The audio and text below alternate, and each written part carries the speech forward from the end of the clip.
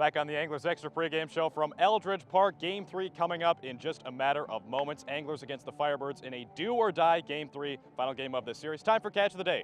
Joined by Josh Stowers, I'm Drew Carter. Josh, how are we doing? Good, how are you? Doing pretty well. You're playing center field tonight. How much experience do you have in that spot? I've got a lot, actually. I've played center field my whole life. Played a couple of corner outfield positions at school just because there's some guys ahead of me, but being in center field is where I feel most comfortable. What's different about playing center field from the corners? I just feel like in center field you can get better reads, and although there's a lot more ground to cover, the reads aren't as tough as playing in the corners. Now, covering ground might be something that would have been tough for you a couple days ago because you injured that ankle. You've injured it a couple times this season. What's the story behind that? I actually switched cleats because of it. My cleats the spikes were running real low, so every time I tried to plant, I would slip. And so that happened when I was running around the bases, going to go for a double, and tried to slam on the brakes, and feet just kept rolling and ended up rolling my ankle. Now, both times you stayed in the ball game. How much pain were you in? I was in a good amount of pain, but it's nothing too much I couldn't handle. I've had worse sprained ankles before, so it really wasn't too bad. The first time you actually stole 2 bases right after you injured it on consecutive pitches. How'd you pull that off? That one was weird. I felt a little pop in my ankle and it hurt for a little bit, but then once I jogged and shook it out a little bit, I was fine. And the one against Harwich was where I really rolled it, and it was actually painful and I had to sit out a couple games. Talking with Josh Stowers, Chatham outfielder on Catch of the Day ahead of Orleans against Chatham tonight at Eldridge Park.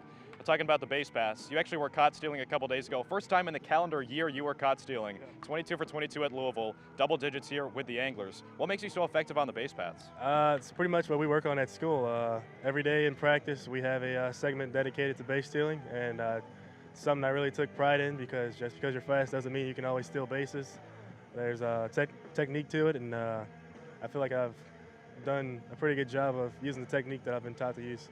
Swinging the bat pretty well, too. A couple of home runs in back-to-back games, including one here at Eldridge Park, went 392 feet over the left field fence. How cool was that? It was a good feeling, especially coming off one of their best pitchers, and he was throwing pretty hard, too, so when I connected, I knew it was going right away, and it's kind of a sigh of relief, just because home runs don't come around too often here in the Cape League, and so hitting that one felt really good. You pimped it a little bit, didn't you? Yeah, I pimped it. I knew it was going right away, so I gave a little pimp job. And your dad, Clarence, on Twitter, got a great Twitter. I would highly recommend the follow at Clarence Stowers on Twitter. Who's got a better Twitter game, you or your dad? I'd say we're neck and neck. A lot of the guys at school love him on Twitter just because anytime somebody does something good, he's giving them shout outs. He has no bias towards me, and anytime he sees something good, he'll let you know. We're going to talk about 2 individual tweets from Clarence this season. When you hit that home run, he said, you must be eating lobster rolls or something. Have you been eating lobster rolls? I have been eating lobster rolls. When he came to visit, both times we went to get lobster rolls, and it's definitely become one of my favorite meals. Just from being in Kentucky, you don't have lobster rolls. So being up here, I wanted to get the full Northeast experience, and it's definitely one of my favorite meals now. He also said, this is a quote, God is good, the Cape is hard, keep making adjustments. What adjustments have you made over the course of the summer?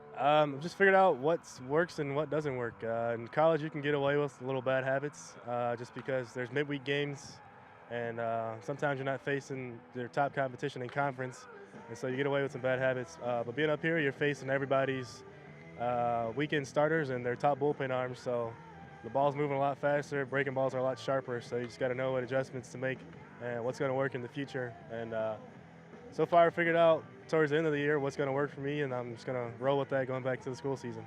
What type of habits have you had to break here in the Cape? Just some bad habits. Sometimes, like, I guess when I'm not getting pitches to hit, I'll get a little bit anxious and get in out on my front foot. And when you're facing 95, getting out in front looks like 100 instead of 95, so it makes it a lot tougher to hit. Talking with Anglers outfielder Josh Stowers out of Louisville on Catch of the Day. Now, no one would tell you you're anxious up there at the dish because you look like one of the most composed batters in the league when you're up there. Have you always had that much poise? No, I haven't. When I was younger, the lunging problem was really big, but obviously being in high school and being a better athlete, you get away with stuff like that.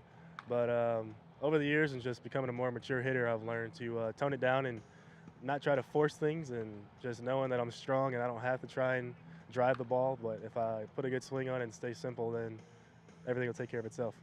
Now, last night we saw Adam Wolf, 3 scoreless innings out of the bullpen. He's your teammate at Louisville. What makes him so good? He's just got a funky delivery, and he's also 6'7", and he throws the ball straight over the top. So it's a tough release point to pick up on. Facing them in the fall is always tough, and it's definitely tough on lefties because every pitch starts behind them, so it's tough for them to read it. And the 3 scoreless innings is pretty much what he did all year at school, and that's why he's up here. He seems like a little bit of a goofball. A lot of goofballs on this ball club. A lot of goofballs. How much has it helped you to have one teammate from your spring team on your summer team? Helps a lot just because you don't have to go in here not knowing anyone, and just having a teammate that you've been around with for 2 years now makes the transition to summer ball a lot easier and a lot smoother, and just a lot more fun when you get to share your summer ball experience with your teammates at school too. Good you out here on this. Last night I was talking to Adam Wolf on the post-game interview. I said, what's your mindset going to the next game, which would be tonight? He said, we're going to win. That's it. What's your mindset? I agree. Good answer. Thank you, Josh. Yeah, no problem. Josh Stowers starting in center field in the 3-hole tonight for the Anglers. Tonight taking on the Firebirds in a do-or-die Game 3. Now over to Max Source for the second leg of Catch of the Day with the Orleans Firebirds, Jax Groshans.